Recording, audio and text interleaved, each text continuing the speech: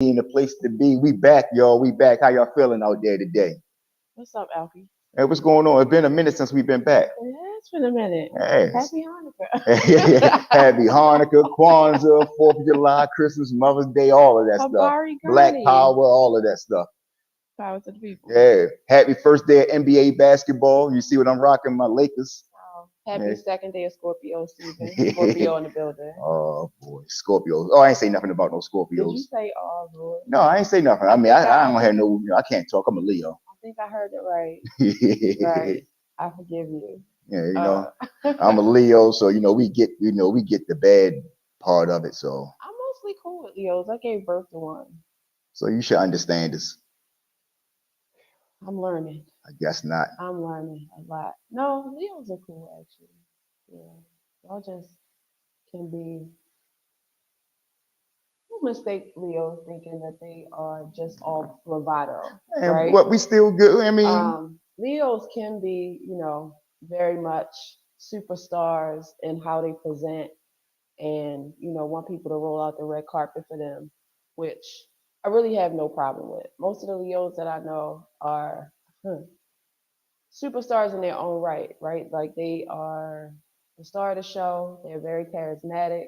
They're very brave. They can be very in your face, right? uh huh. You want, especially with Leo creatives, they usually are very confident in how they present, right? Cool. But when y'all get in y'all bag, good grief. And what you mean when we get in our bag? So people typically don't view Leos as emotional or sentimental or temperamental other than anger, but Leos very much are cat like. Y'all can be very, loving and affectionate and all of that, but for the most part, Leo wants you to do what they want you to do when they want you to do it. Um, so yeah, Leos, the ones that I know, let me say that. The ones that I know, Leos can be very demanding and they just want you to march to their beat. And y'all want us to do what y'all want us to do when y'all want us to do it. So we should be able to get that Who done. don't want their way? But anyway, it's Scorpio season, so we ain't talking about y'all. It's my Yeah. season. You see how I try, flipped it around a little bit on you. Yeah, just a little bit. Yeah, just a little Just teeny bit, but hey, it's all good though. It's definitely all good. It's cool. So what's been going on with you? Oh man, I What's can't life? call it. This has been landlord playing it slow. We just trying to, just been trying to, just trying to be creative and had some things on mind, some things been working on, and just be trying to stay out the way. And that's basically all in a nutshell. It is, I had, got a few ideas and some things, we want to do here at Streetz Talk Network Radio, Streetz Talk Podcast. We still just been doing, just playing music, interviews and things like that. But for the most part, we just been trying to take a break and trying to, get the feel of the people, see what the people want, and trying to, see what's good. Okay, that's what's up. So we were talking earlier, just about Yeah, life and with the one brother and his daughter, being yeah. missing. Shout out to my man Don. Shout out to man Don, man.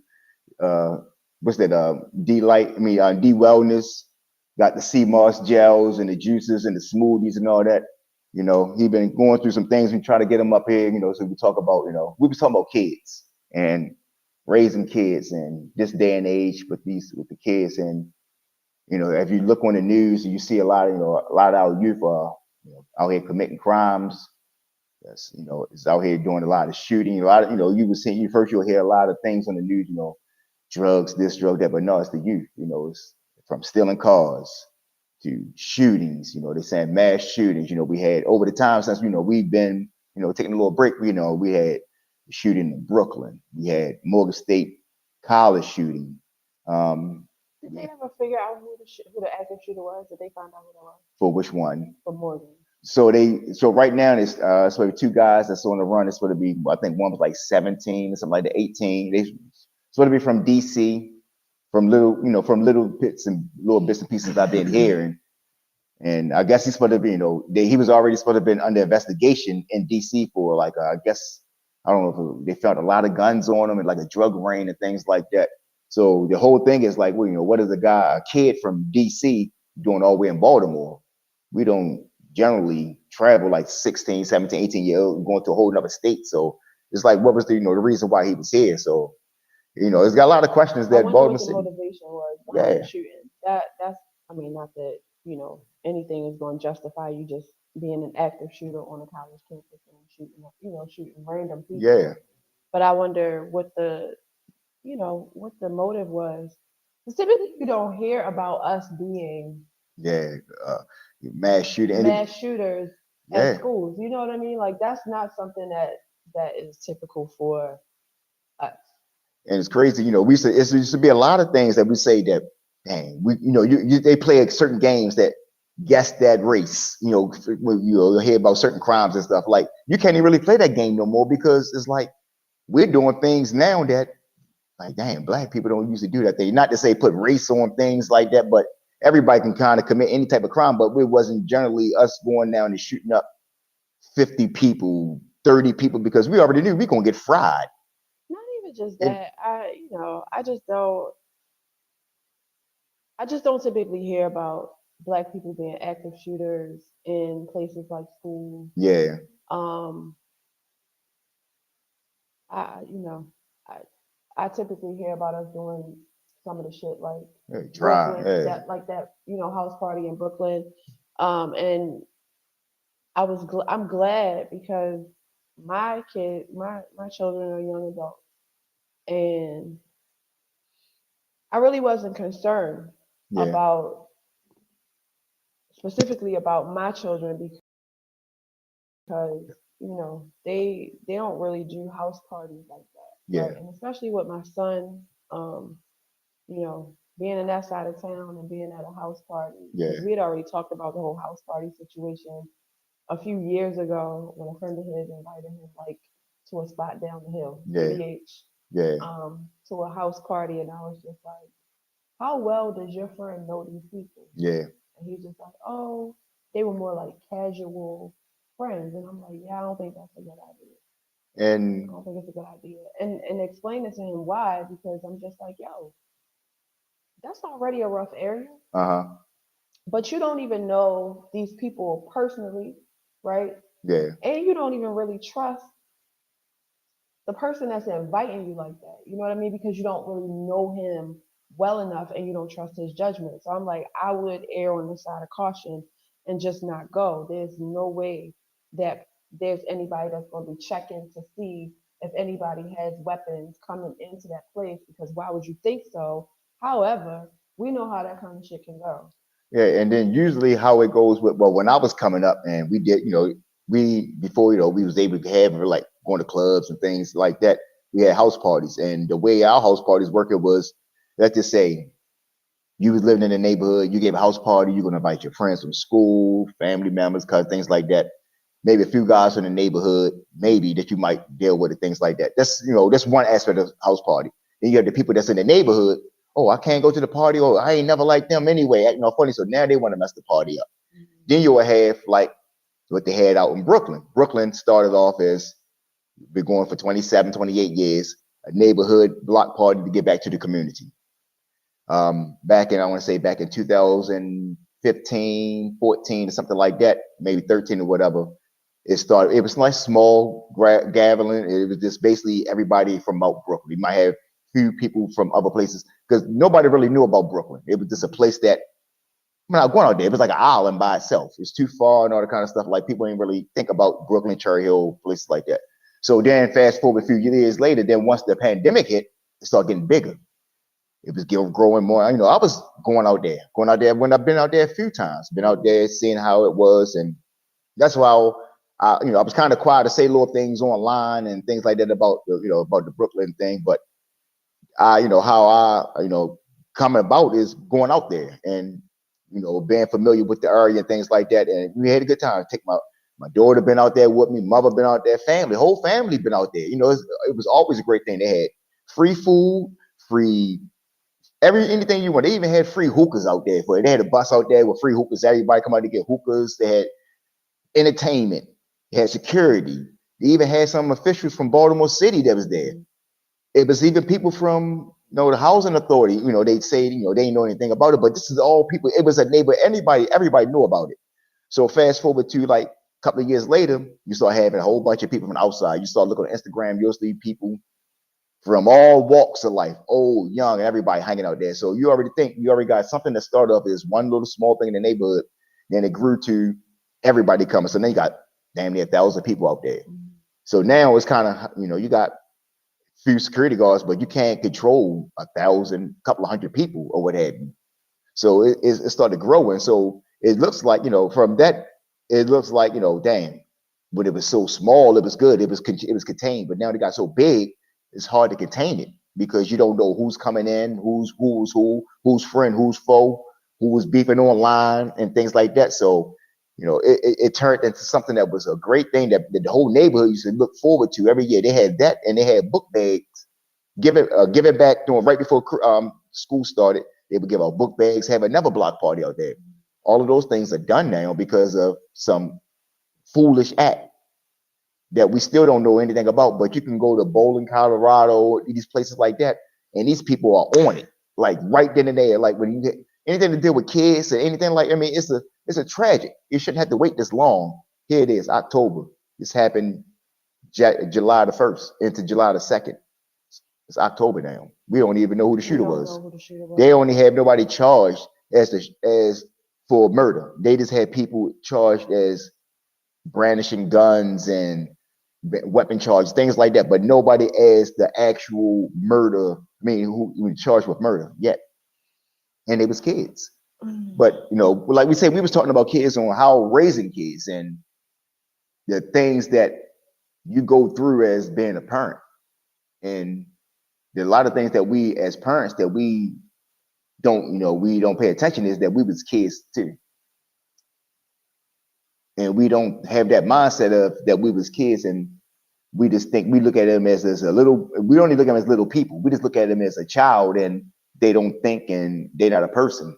Well, people have to be taught to think. Yeah. And one of the reasons so I've never talked to my children, even when they were babies, like they were babies. Yeah. Like the way that people talk to them Oh, when come they're here, babies. little baby. Oh, yeah, stuff like that. I never did that. I had conversations, you know what I Yeah. mean? I would talk to them, and teaching them things. It was like, teaching them how to identify, everything, their body parts, the world around them, teaching them appropriate responses to Mhm. situations because emotional intelligence is not a thing that you're born with, you learn it, Yeah. right? Emotional regulation is not a thing that you're born with, you learn it. Um, and I think many of us, people say stuff like there's no book on parenting. It's a fucking lie. It's a bunch of books on parenting, right? A bunch of books on childhood development. And it'll tell you how your child or how this person is developing and the things that they're capable of at the point that they are in their growth and development. So it informs you of what's appropriate for them, what you might be encountering as far as like hormonal changes, Hmm. how their brains are functioning, the information that they're able to take in and process, and the things that you're able to like program them with. Think about children, and you learn that you really are starting with a clean slate when you're dealing with a baby, Yeah. right? And you get to program them in certain ways. Now, when they get to a certain age and they start exercising their autonomy, you hope that the things that you gave them as a foundation is going to show up in their behaviors and how they navigate life.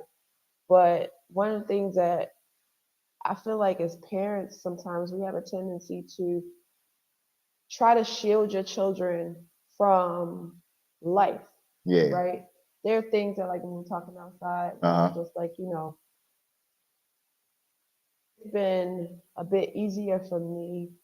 Not that parenting is easy because it's not, but it's been a bit easier for me with raising my children because once they got to the place where they were more independent and they Hmm. didn't need me as their chaperone in life, Yeah. which can be scary, right?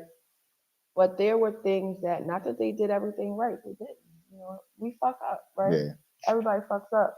And, but for them to feel safe with me and to trust me, to be able to come and be like, all right, let me tell you this before you find out, Yeah. another way, or let me tell you that the advice that you gave me, I didn't take it, and I did something, opposite of what you advised me to do, and I fucked up and I learned something, or I fucked up and now I need some help, Yeah. or just whatever. But I think a lot of times parents have a tendency to like develop memory loss, amnesia Yeah. when it comes to some of the stuff that even we did at that age, like the things that we were going through, um, some of the stuff that we got into, right? That we didn't necessarily feel comfortable talking to our own parents about. So I just feel like we still got to treat children like little people, like humans. They deserve respect and conversation about stuff that we know that they might not know, and explanations for things that they don't necessarily understand when they ask us, instead of feeling like they're being disrespectful by questioning us. Because it's like the reality is you are the resource. Yeah. And if you're not going to be the resource, then their resource might be fucking around and finding out. And sometimes you don't want that. Yeah, and then and well, and then you have some parents, because it's hard to, once you have kids, you can say before you have kids, like, hey, I'm gonna be this with my child, or I'm gonna talk to him this way, and we're gonna be like the best of friends. But when you have that child and you start to know who your child is, like you can know that temper, like you might know that you can have grown up conversations with your child. You might have a child that might be shy, that don't want to hear those kind of conversations, or that might don't want to come and talk to you about certain things. And so you start to learn your child and what kind of relationship, because you'll see some people, like when I was younger coming up, and I'll see, I might be over a girl house or something like that, and her and her mother would be talking like homegirls. Like, I mean, they talking, I mean, talking about, yeah, sex and all this kind of stuff. And like, wow, talking to my mother like that. I ain't telling my mother about person I have sex with last night and things like that. Like, but some people have no kind of relationship. Then you have some people that's, I'm the parent, you're the child, and they talk down to their kids. So it's like, it's like the balance, and like, how can you think about raising them? But then you have to sit back and think about them. They're people. They have their own personalities. They do. I think a lot of the ways that especially black people have been programmed to treat children in the ways that, you know, we learned through being enslaved, right? Yeah, Some stuff I do understand because, it was a matter of survival. But moving forward, those things, those methods don't necessarily work. yeah, We know the damage that it can do, right? uh-huh. And so educating yourself, but also not presenting yourself as a person that knows everything. Like there were things that I had to I'm a Leo. We know everything. I'm sorry. I just had to put that out but there. there were things that once I learned better, I had to, apologize, make apologies to my children and let them know just how human I actually am, right? Yeah, It's impossible to know everything. yeah, But it's also better if you let them know like some stuff you don't have to learn the hard way. Some things you can learn because, maybe I experienced it already, or I know somebody who's experienced it already. Um, but I think that if you present yourself as a safe space, right, yeah. you may have a better result, right? I'm not saying that it's a foolproof method, Hmm. but so far for me, it's been pretty good. And that's not to say that they've done everything right. I'm pretty sure I don't know everything, Yeah. but there have been things that both of my kids have come to me about that they didn't necessarily have to share with me, you know. Because being an adult means that you're the only person that is going to have to suffer the consequence for your action, right? Nobody else has to pay that price. So them coming to me and telling me certain things, it's like, some of the shit I don't want to know. Yeah. But I'm also still in gratitude that you feel comfortable enough and that you trust me enough. But let's be honest. Do you really? I mean, everybody always say, "Yeah, come to me and talk to me about everything." But do you actually really want to know everything that your child actually want? Do you want them to have that kind of, let's say, relationship? They can come and tell you any and everything. I do.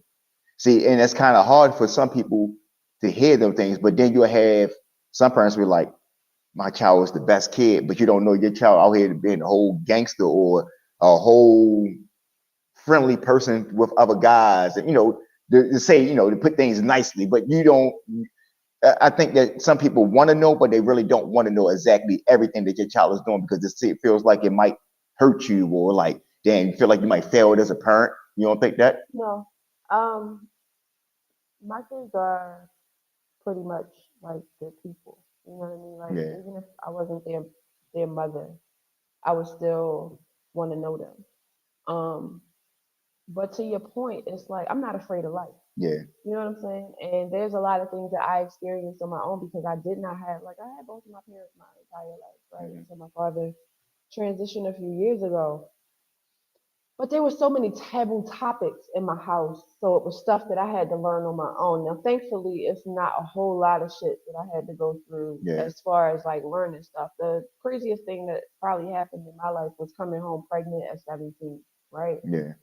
But I didn't have a whole lot of sexual experience. You know what I mean? It wasn't like I was out here just running the street and, just being promiscuous. You wasn't that one that first time had sex and got pregnant. Well, you weren't one of those statistics, was you? No, Oh, okay, but all at right, the cool. same I time, never it's met like one of them though. still getting pregnant at 17 years old and not have had the sex talk that I tried to have, Hmm. with my mom at one point, and just learning from that. It was like moving forward and having my own children. Sex was not going to be a taboo topic in our house just because I would rather that you abstain, right? Yeah, I want you to make decisions, informed decisions, and not get information in the way that I'm not guiding you through this process. Like I got information about sex on my own and through school, and I read books and that kind of stuff, yeah. but it came also with a level of like feeling like I couldn't talk about this at home because Hmm. it seemed like it was like, it seemed like it was like dirty, but it shouldn't really be, right? It's Yeah. natural. It's a naturally occurring thing. But this society made us like this stuff is dirty, taboo, because it's like it's hidden. Like we shouldn't talk about it But because that's the. society is a whole fucking hypocrite because you got it on the one hand where they want you to, hold the nickel between your knees, but then on the other hand, they sell things with sex all the time. So it's like, which one do you want? And that's the way. And I think because the way now the time is moving and moving, we going so far, we getting far away from what you call it, the baby boomer era. So now things are starting to die off some because as coming up, that I always heard like in China during dinner time, you didn't see tampon commercials on TV. They didn't have uh, sexual innuendos during family time and things like that, and just things like other countries. Then you see stuff like in Europe and places like that, where as though sex was just, they show all type. You see those commercials, like wow, they show that on television. These little innuendos about sexual behavior and things like that. So it's like, who is America? America, we supposed to be the ones that set example for everybody, but it seems like we still kind of fall behind society or behind the world. America doesn't know what it wants, right? America wants to do whatever the fuck it wants to do. Being in this country is like being in a relationship with a fucking sociopathic Narcissist. narcissist. You know what I'm saying? Like on the one hand, we'll see shit happening, right? And Yeah. then the government and officials and the powers that be, they will tell you that you didn't see what you saw. You know what I'm saying? Pay no attention Pay to no the man behind the mirror.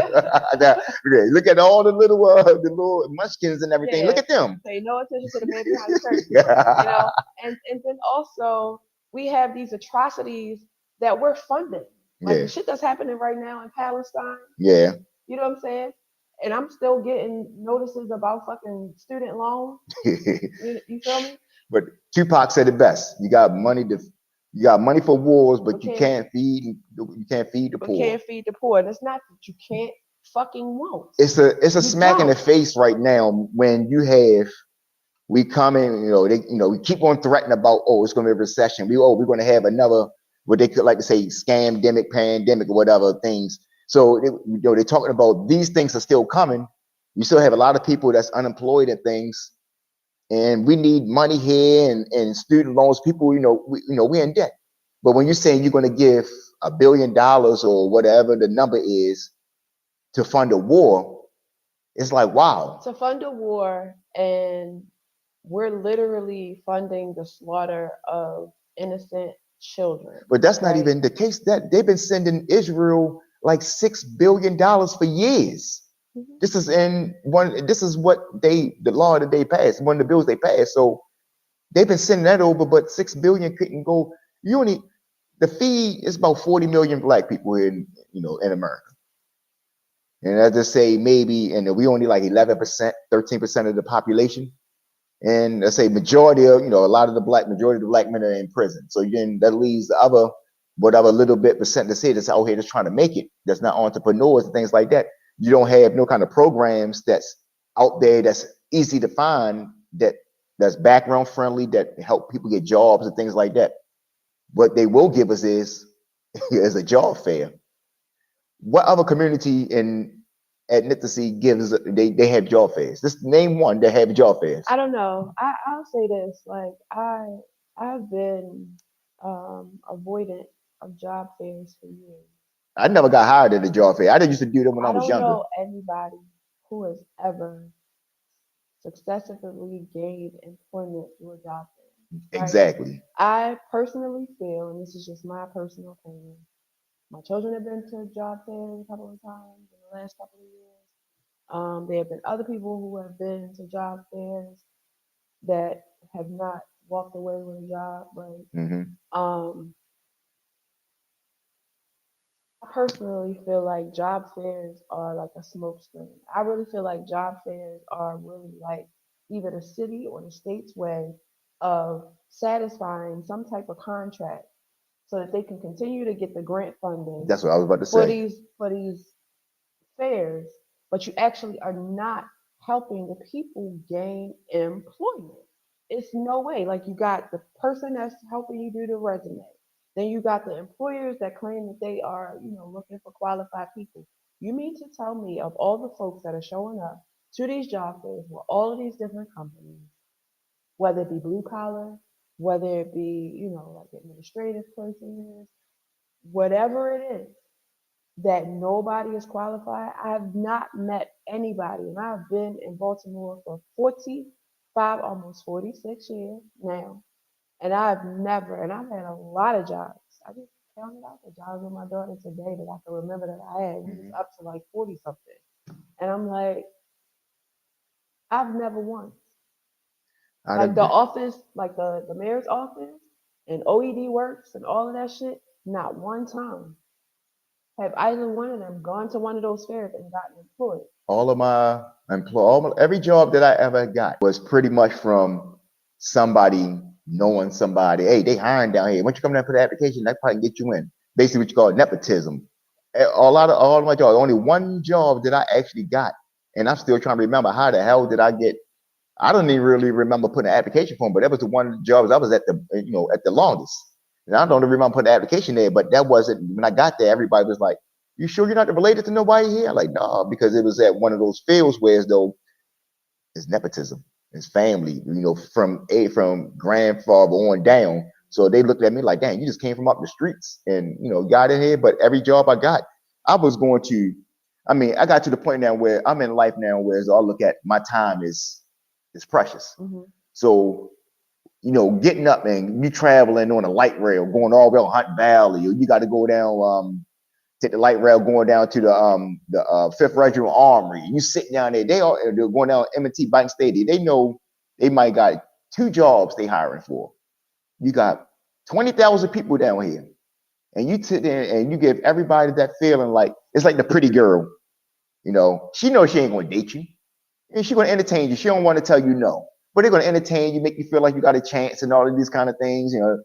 Sweet talk. You, hey, oh yeah, this is a nice application. I mean, interview. Oh, you did this. Damn well they ain't gonna hire you, and you giving people that feeling where though, I think I got that job.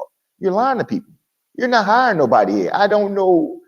I've been to almost every from my teenage years coming out of high school, my 20s. Every time they said they had the job fair, I was there, going to it. My nice little resume, had my little brief, my little leather, little zip up, like a little brief, not briefcase, what you call a little binder. Look, I played the part. Go in there looking, cool with a little $10 smile and everything.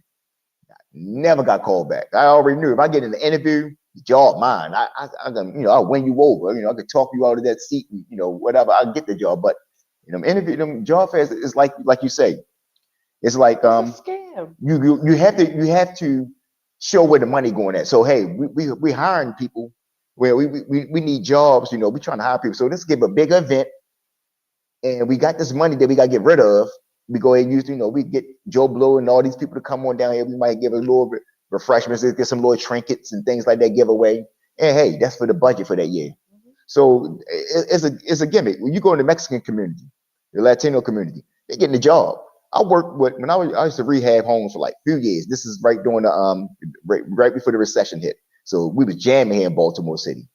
And I kid you not, every week it was a different guy on this crew, or two different guys. I was the only black guy on a black-owned company, only black guy on the crew, with about 40 different Latino guys. And they would bring their friends. They know how to paint. There were no carpenters. They ain't do nothing. They'll bring them in, and the whole time they got on the job training. And then they'll bring another one in, and this is how they did. So now what you see is throughout the city, anywhere you go at, you see a lot of Latino guys rehabbing these homes and things like that. They get these contracts because they're working together Mhm. and they teaching each other. One thing in our community, we need to build up. You'll have a certain amount of people that might have jobs. Hey, I'm going to get such and such a workout or whatever, help me work out. But a lot of times, you got a buddy that might have getting a couple of jobs. They don't want to pay you no money, or they want you to do all this work or whatever. They might want to, if you get high, things like that. They want to give you little whatever, a couple of dollars to make you, to get you by that day, whatever. But they don't want to see you grow. They just want to make sure that their project is getting done. And we got to change that in our community, because that's what you don't usually have a lot of people. They say, oh, give it. I can. A lot of those guys. I was doing some work one day, and the guy told me, yeah, you paying your guys too much. I look at it. We doing some work together, and let's say it's three of us. Like say we doing some hauling. Mhm. It's me, you, and the truck. We got to split that three ways. So it's gonna be a fair shake between everybody. The guy say, "Oh, you're paying your people too much." I give my guys $120 a day, but you making them break that. They breaking that back, and I feel as though that's fine and everything. That's good money, but what you're asking them to do is like you treating them like less than a person or whatever. You treating them as in you don't care about them as a person. You just care about your job or whatever, or whatever project you got going on. So we have to change that in our community, because we don't want to pay people what they want to be paid. And we can just talk about it. Let's be honest. We pay them in whatever we can do for them, or whatever their vice is. That's how we're going to pay them.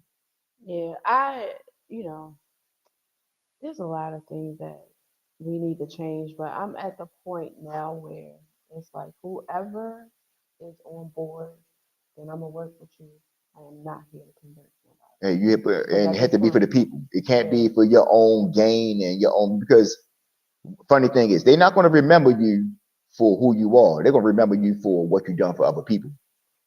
one of the things though I tell people first though is that you can't save anybody from drowning if you don't know how to swim. Yeah. So you do have to stabilize, and I don't think that selfishness is necessarily a bad thing, because sometimes trying to drag people along, right, might not be the best thing. Like I said, whoever's on board, then we can rock. You know what I mean? And once we build something, then we can, turn around and give back.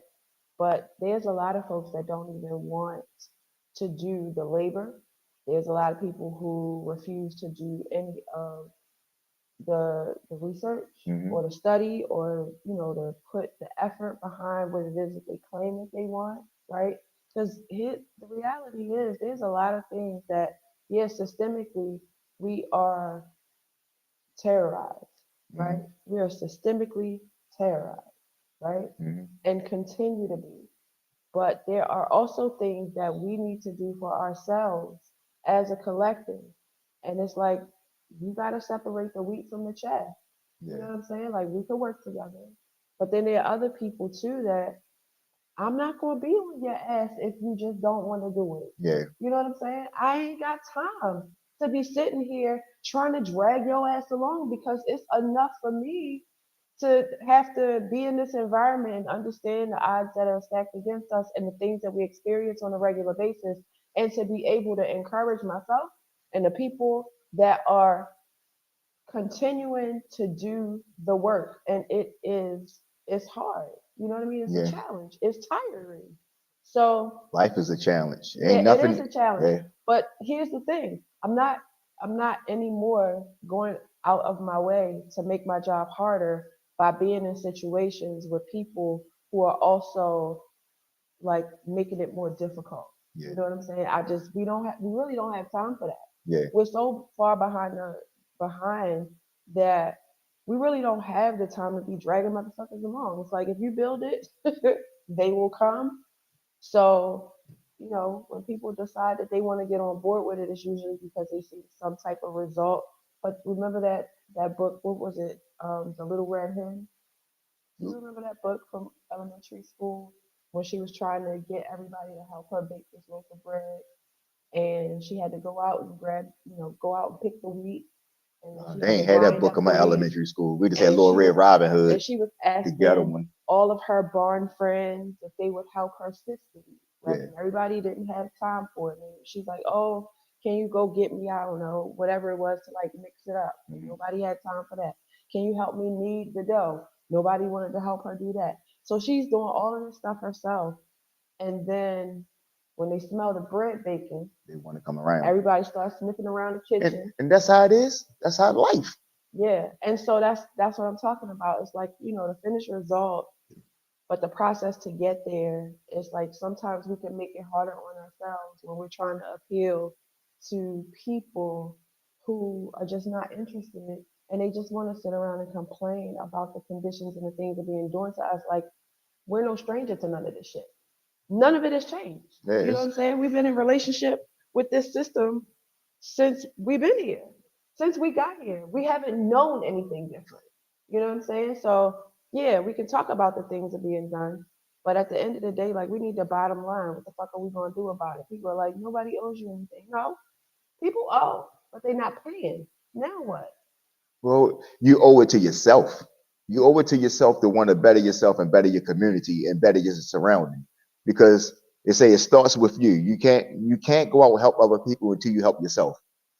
It starts with you, then it starts with your block, it starts with your neighborhood, it starts with your community, start with your city, and so on and so on and so on. So you have to start off with yourself. And we hear a lot of things, a lot of people talking about mental health. That's the big topic now. Everything is mental health now. How is your mental? How is your psyche and things like that? But can you truly lead your people if you're not mentally, like they say, if you have mental health issues and things like that? Because I believe a lot of Absolutely, people, because these motherfuckers running the country yeah, are doing it. yeah. I mean, if I think some of the you have to be a good leader. I think you have to go off of your tragedy, some things you learned.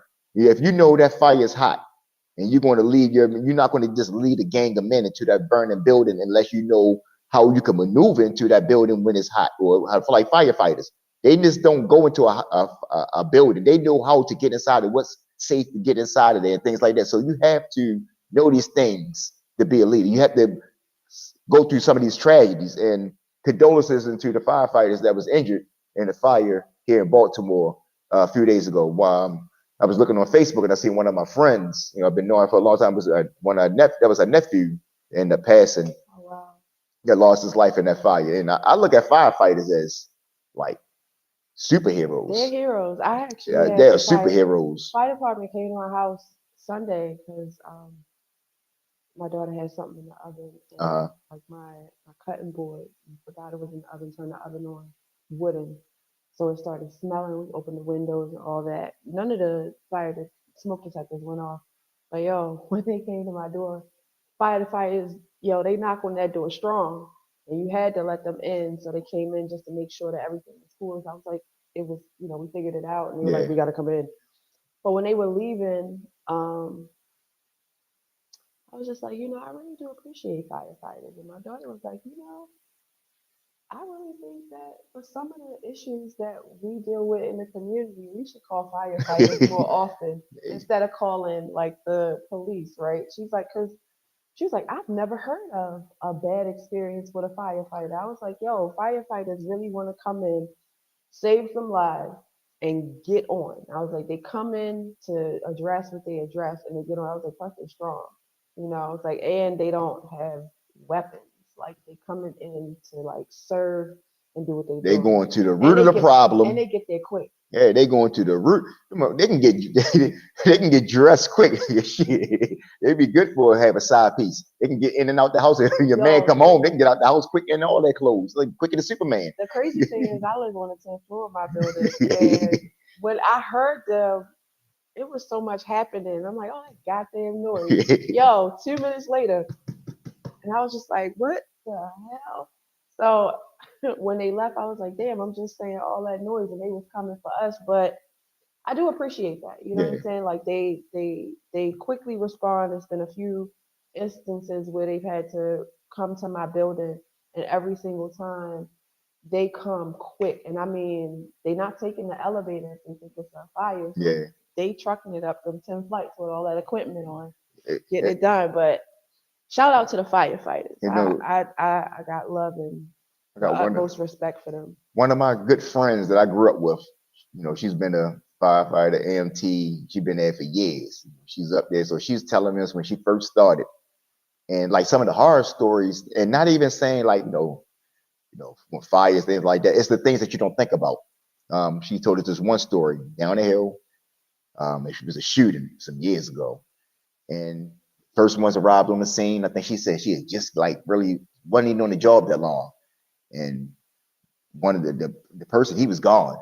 Like his back of his head was gone and everything. And so you got the crowds coming around. Is he okay? He all right? So you got so much trauma. You got so much things going in the background. It's like you so much stuff going on. People yelling and fussing. You're getting nervous, and you can't tell these people that he's gone because you don't know what your life. Because you're out there by yourself. They didn't have no police out there with them or anything, so they felt threatened for their life. So they say, he's good. We've got to get him up in the ambulance because they knew he was already gone. They tried to hold back his head so they wouldn't be able to see all of that. But they said they felt threatened for their lives. Like a lot of people don't think about those two, these shootings. And, you got Joe Blow there on the ground and his mom and sister. And like once you start seeing the mother going crazy and all of these things is happening in the community. So now the first person they see is like, the anger is going to go towards them even though they're trying to help. You see, like like on television, you'll see like in the emergency room, like some of these TV shows, and people try to go into the emergency room inside the surgeon room, and oh no, you can't come in here. We need you to help. We got to help them, and that's the kind of same way. Like sometimes you might think that you might be helping the situation, but you might be hurting the situation as well. But it's a lot of stories that I didn't heard about that. It's the things they got to go through because firefighters is just like you say, they just super. They like Superman, Superwoman, because they going straight to the problem. They're gonna if you're on the 10th floor and you can't go out there and it's some kind of way they got ladders, they can get you up there. They're gonna get you out the house. They get you They're gonna out. get you out of there. They get you out, and I appreciate that. And they come like they are so like aggressive. You know what I'm saying? Like they And they, brave. I appreciate brave. I yep. appreciate brave. Yo, kind of like a segue into another conversation. So I was on live, not on live, but I was watching live last night with. Are you familiar with Mark Lamont Hill? Yeah, yeah. Okay, so he did a live. He was on I see him on the Breakfast Club the other day. I Yeah. haven't watched it yet, but he did a live last night, and I saw a little bit earlier than that. Um, Gail King, Jay Z was on Gail King. Yeah, I Did you seen a see clip that? of it. Did you see the clip? I just seen a little clip, but I ain't like So watch it. I you just seen that he was on so there. you remember that meme that was going around when people were asking $500,000 Yeah. or lunch with Jay Z, right, or dinner with Jay Z, whatever it was. People are posting, I'm going to take the dinner with Jay Z because Shit. the Bird, what the they say, wisdom, the bird in wisdom that hand is the, worth more. the wisdom that he's going to give is going to be worth more than that. Da, da, da, da, da, da, da, da, da, da, da. Well, for all you dumb niggas that was out there choosing the dinner with Jay Z, Jay said take the motherfucking You're a 500 fool. grand. And I'm sitting here like, yo, even if you thought that he was going to drop so many gems on you about how to get this money, do you know how long it's going to take you to get there? like Rick Ross came out and he said something about, he had dinner with 500 him, racks is whatever, going to change your life. and he got some good information. But I'm pretty sure for an average Joe like me, I don't have 500 million. It's hard to have $500 and 500,000 these days. But for me, and I'm struggling artist, and I want to come up, and I already know I need some money to progress. And they say, hey, you even go talk to Jay-Z, we get this 500,000. Maybe in my mind, I might think I'm the best rapper there is. My friends ain't telling me I'm not, and I say I'm gonna go take this dinner with Jay-Z. Maybe he can like sign me. He might hear my shit and don't like it. It might mess up my psyche. But that 500,000, I might can try with some money, or I might can help my people. I can help my family. So I'm taking the money. Listen, I'm taking the racks. Like Straight Jay-Z off the said, break. he said, in I my don't. life, blueprint, all of that stuff was, he said, you get all the information right there. He did. He said you're gonna get all of the information. He's like, what else am I gonna say? It's all there in the music. And my thing is, even if there was some magic formula that he could give me during our dinner, what are the chances that you have the resources to be able to even put into action Might give you that whatever, Illuminati cup. Might can whatever? drink out the Illuminati cup. I don't know. You know what? If anybody ever asks me, if anybody ever presents to me 500 racks in dinner with whoever, it could be Method Man. Y'all know how I feel about Clifford. Y'all know how I feel about I Clifford. don't know. If they I'm say taking the money. Topanga, I don't know. I'm taking the Yeah, I money. might go to dinner with I'm Topanga. taking, I don't know. I'm taking the money. Sitting Shout around, out to you, Topanga.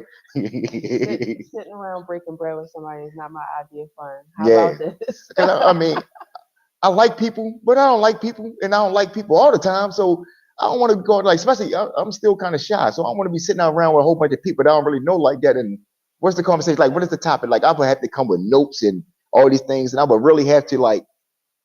Well, like man, I turned down 500,000. I'm gonna have to come with a fucking laundry list, like it's one of them strolls. I'm gonna have to roll down. I'm asking all these questions. I'm gonna ask $500,000 worth of questions. Can you really imagine though? Like, think about this. There's a lot of things that people will try to tap and pick other people's brains about, and it's disrespectful, especially when it's somebody that has studied and done the things that they need to do, put in the work, and motherfuckers just want to pick your brain Yeah, for I heard free. it's disrespectful to ask somebody. I want to pick your brain. For free. You know Yeah, what I'm saying? Like, if you want to set up a meeting or do lunch with them or get a consultation, there's a way to do that without expecting something for free. yeah. Because why should they give it to you for free? Because they had to put their work in, and it's great if somebody's offering that. But at the same time, it's like, yo, really think about it. And I don't think that people really think about that because a lot of people have never really had to or never thought to really put the work in for what it is that they want. There's still people to this day that will ask me for shit that they can look up That's up. themselves, that they can That kills me. try to find for themselves first, right? And then maybe, you run into a roadblock. I can respect that. Or if maybe you need like my perspective on something, I can respect that too. But for you not to do any of the work and expect for somebody to just do free labor for you is the ultimate. And I don't respect the intellectually lazy. And I'm not sitting around waiting for a motherfucker to give me some shit to do. Now, I'll give you the tools. I'm gonna show you about fishing. But for me, I think people learn better as they.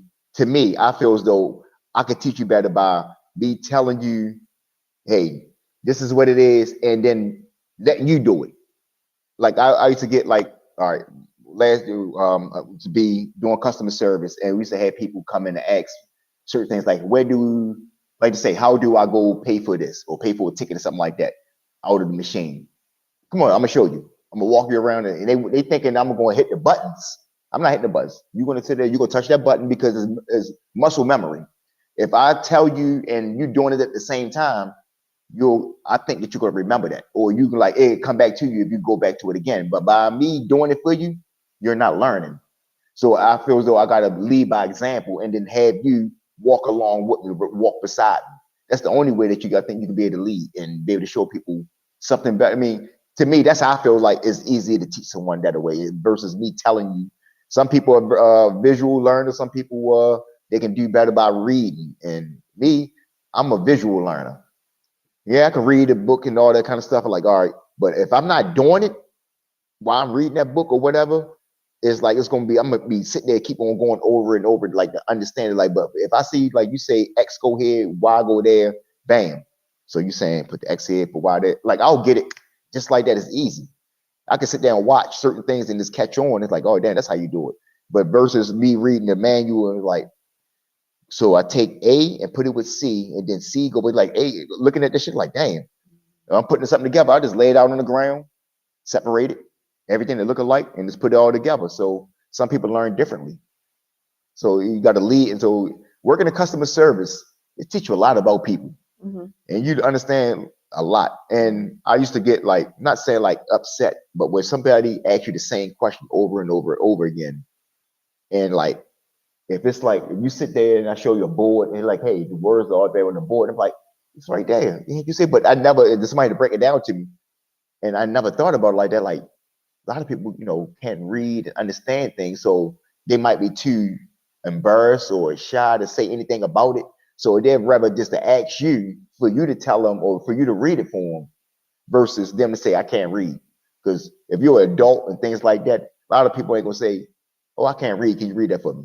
You're gonna feel ashamed. And when that person broke that down to me, I started to realize like you could tell sometimes when certain people kind of confused. You can just see other people just don't want to just learn it, and they say they just want you to tell them where certain things are, or to show you how to do it. Like you say, they want you to do the work for them, and they just want to come in at the back end once everything is all done and like, hey, I got everything right here. Thanks, I'm good. And then you do the research to find out how to do it. Either way, I'm not doing it. I don't do it. Like I've said before, like elders and babies Yeah. can ask me some shit that they can Google and get it all day, but the rest of you, you know what I'm saying? And not talking about people that have like special needs, Yeah. right? But to be an adult who doesn't know how to read, I'm not judging anybody, right? But if you want to be able to survive in this life, you need to give yourself a shot. And And, that's just some of the basic shit that you need to know. You and know then what I you mean? have some people that think that you can just, as long as you know the basic, you have the basic tools, common sense. Because you could be the smartest person in the world, and I've seen this too, the smartest person in the world, and don't have. They say common sense is not that common, It's not. and everybody to have.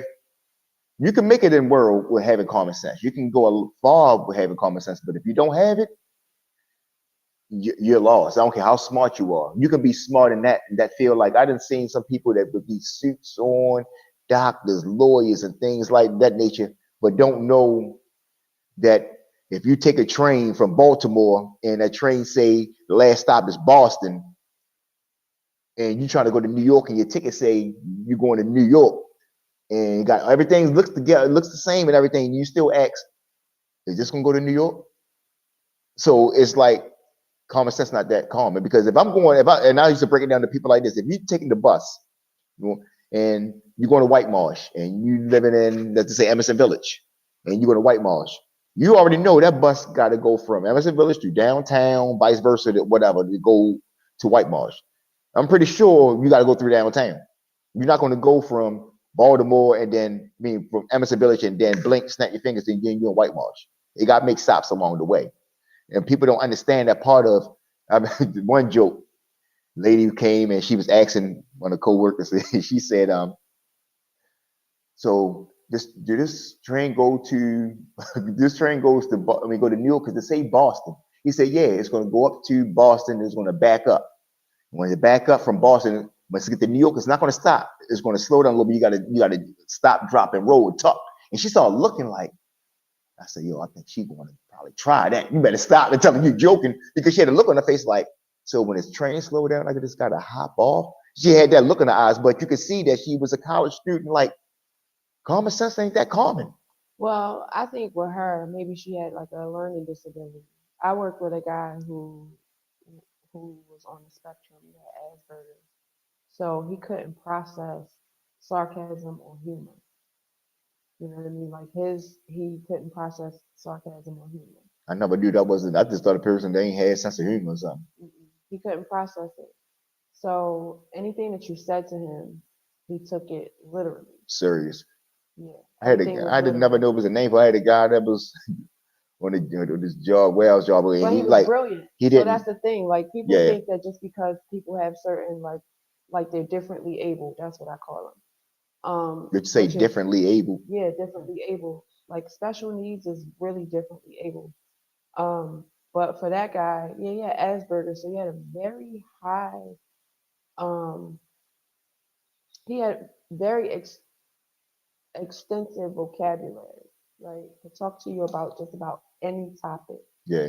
And there were things that he could probably read through like the whole newspaper and remember everything So verbatim. like autistic, Yeah, like Rain Man, basically. yeah, he was on the spectrum, but his particular form of autism was Asperger's. Yeah.